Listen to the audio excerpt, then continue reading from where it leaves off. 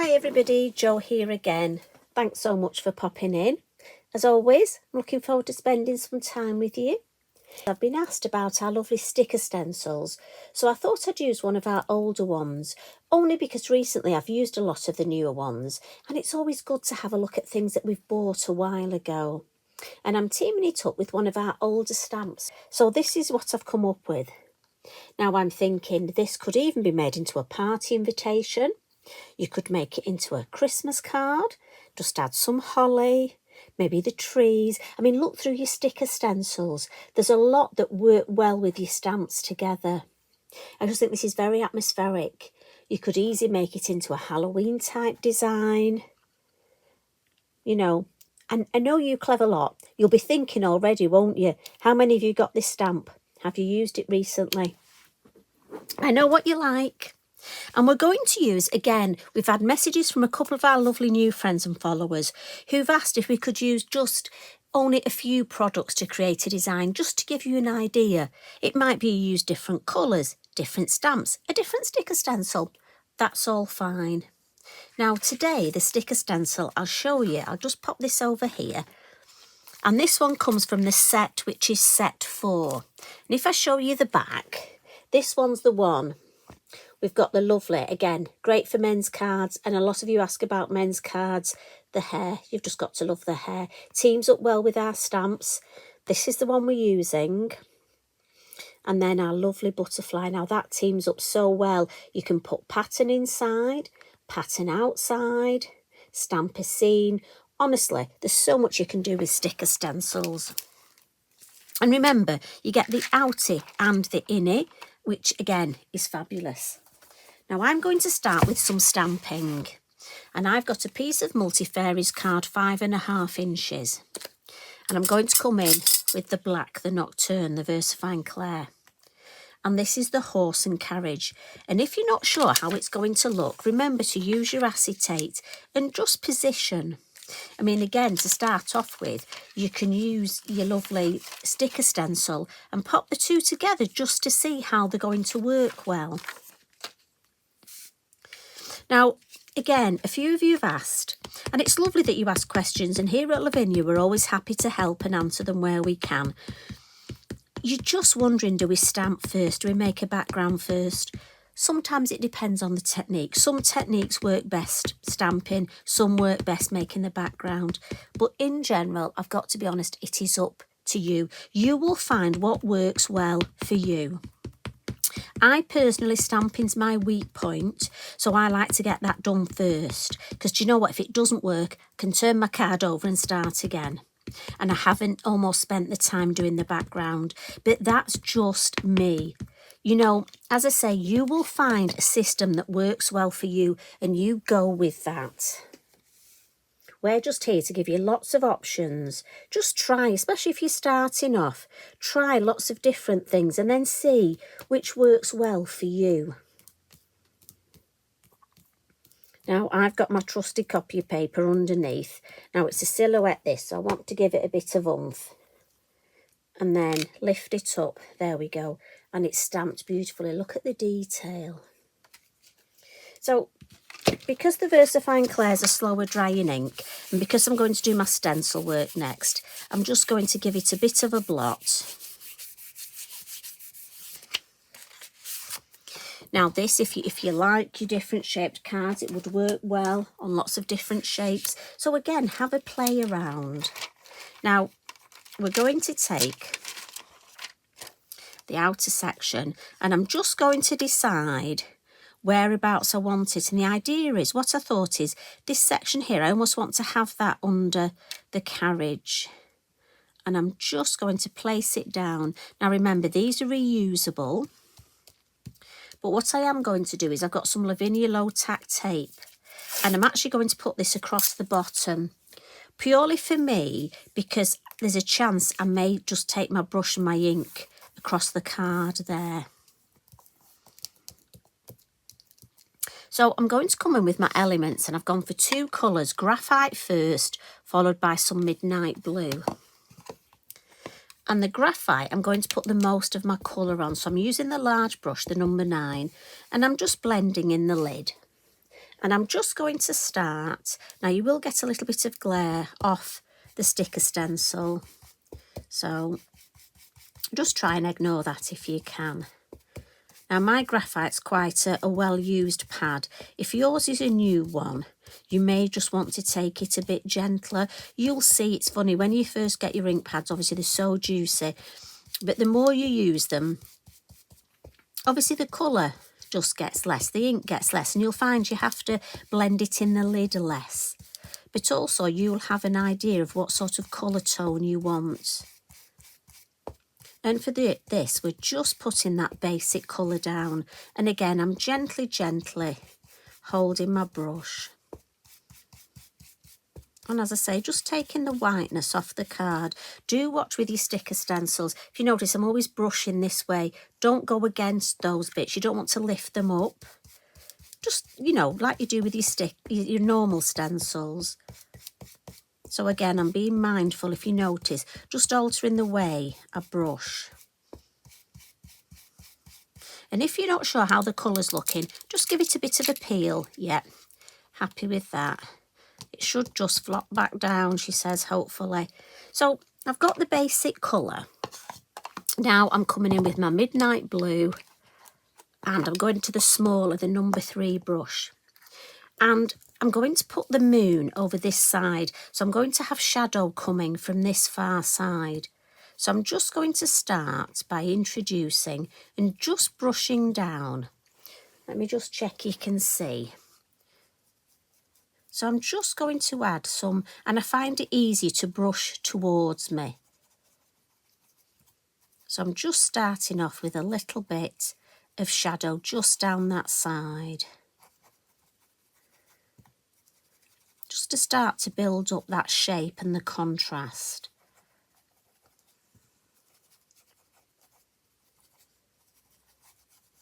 There we go. So that's just started, and now I want to add a little bit more. I want to add the roofs. If you look at the finished piece, can you see how we've got the detail with the lovely roofs and the chimneys? So I'm going to do that with the mini hill masks and use the flatter one.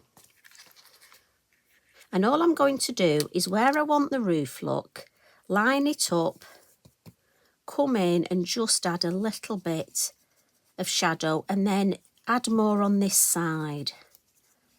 And you get that lovely line. And again, where the chimney is, we can just define that and add a little bit more this side.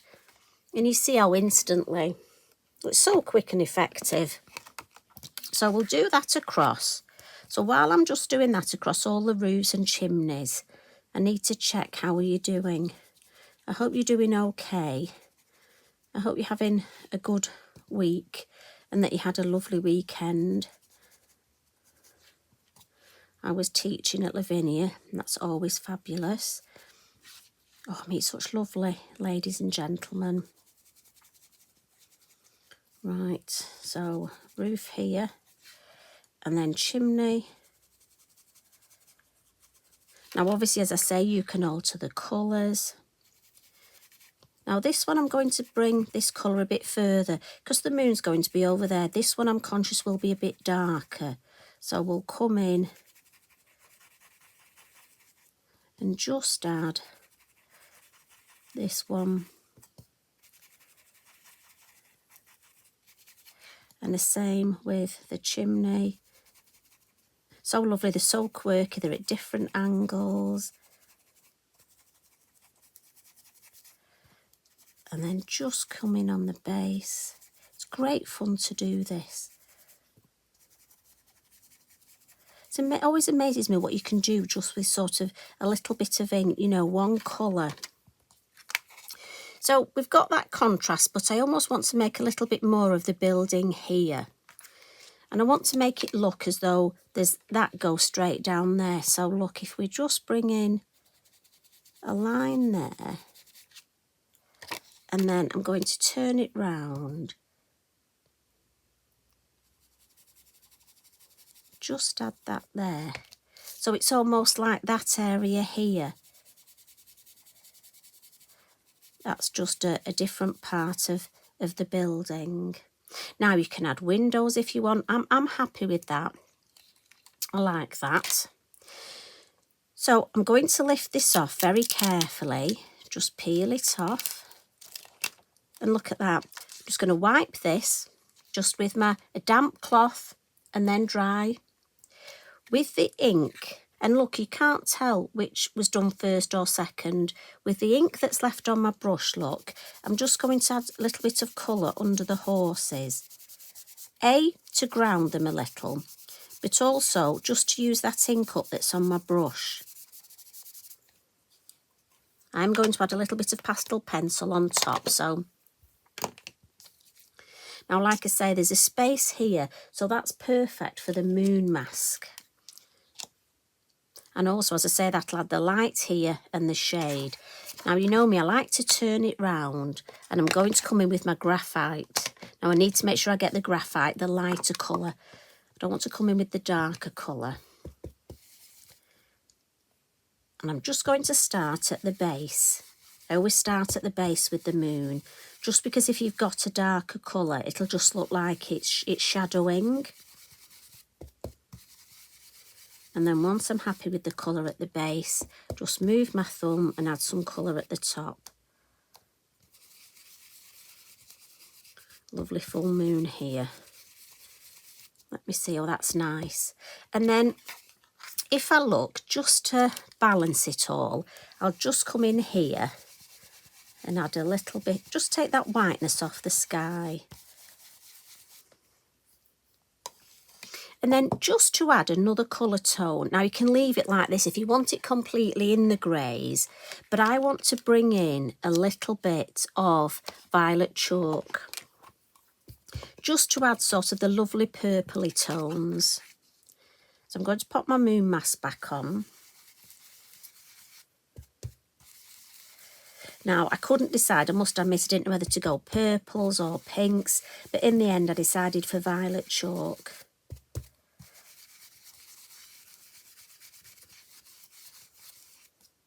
And again, if I move that and just have a look, you see how it just adds that lovely colour tone? Might not pick it up on here. So I'm just going to add a little bit round to the sky. It's nice just to add that lovely tone. And then I just want a cloud going across the sky there. So I'm going to come in with the grey first and just drag some colour.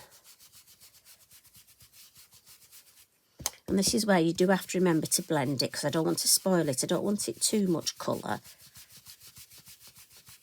And again, you can pinch the brush. It won't do it any harm.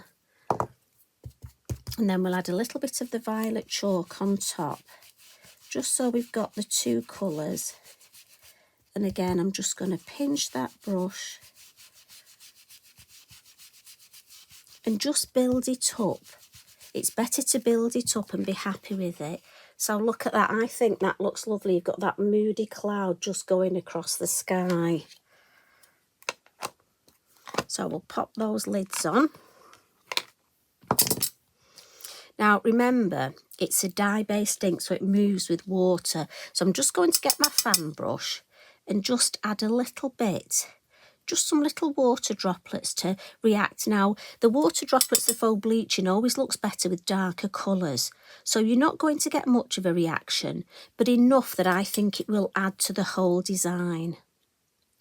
And while that's just reacting, I can do a little bit of colouring. So, with my Mondelez pencils, I'm using 178 and 35. And I thought this reflected the colour from the sky.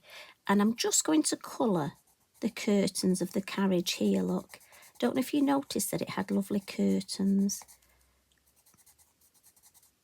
And like I said, I don't want to add too many colour tones, but I think this will just blend it nicely, make it pop a little. And then with the grey, I'm just going round that door. Now again, it could be you want a brass door, but I just wanted to keep this one pretty sort of subtle. I like the greys.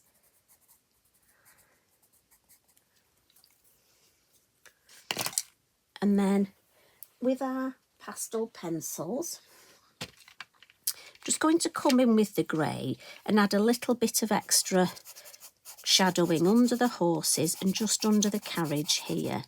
And again, we've got the moon there, so it'll sort of go this way. This will be pretty straight and this one will be pretty straight. So again, just a biodegradable cotton bud, just to save me using my fingers, and just blends that. I like the way it blends. I always think it looks better. It looks more like a shadow, but also it just fixes it. And then with the lovely white, can just add a little bit on the mane of our lovely horses, and then just catching the back, and then maybe a little bit on his hat and just on his coat, handle here, and then just on the front here. Now, like I say, it might be you want to add some windows. I quite like it without, but again, your design, you add whatever you take it to. I'm happy with that. What I am going to do is just come in with some kitchen roll and just dry that water now. And if I show you, as I say, it hasn't made a great, but these little bits here, it just adds, and it just gives it such a lovely atmosphere. It adds to that spooky atmosphere. I mean, you might want some bats flying across there. I'm just going to add a sticker sentiment. When I was looking, I was thinking we've got a lovely stamp in the beginning. That could be if it's going to be a storybook. This would be lovely in your journal. How about this at the first page of your journal?